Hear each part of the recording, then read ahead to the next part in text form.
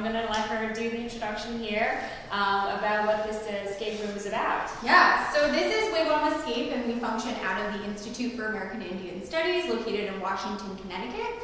And the escape room itself is a way that we designed a different learning experience. So we want people to engage with history in a totally different way that they haven't before. So each puzzle in there is based off of a responsibility or a task that a Native person would have had in the year 1518 in this part of the country.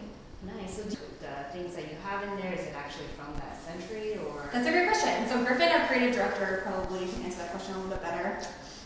So a lot of the objects that we have in there are based on materials that you'd find at that point in time.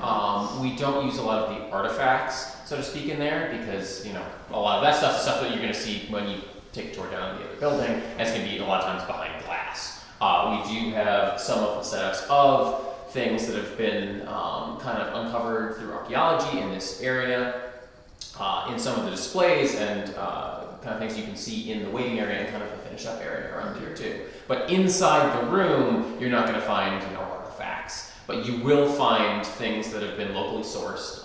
One of the building that you'll see in there is actually locally sourced from materials from this area and sourced the same way that someone 1,000 years ago in this area would have sourced them, using Stone Age tools at that. So that's very cool. And do you, for like knowledge purposes for players, do we have to know anything beforehand of any history knowledge to play the game? Or? Yeah, so we do encourage people to go through the museum first because it will kind of get you in that mindset of thinking about things maybe 500 years ago. It's not necessary if you do have like outdoor skills, if you have a basic understanding or a basic knowledge of Native American history, it's going to be a little bit easier, but you don't, the idea is to like help you along the way and teach you along the way, so you don't need to be an expert in this at all. Oh, great. Yeah. And how many people can fit in your escape room? We recommend 3 to 7. The space itself, we want to make sure people are interacting with everything as much as possible. Right. With the larger group sizes, then you start to get a little bit of a disconnect with how people are working, so we want to make sure it's as collaborative as possible. you also get that kind of, when you get,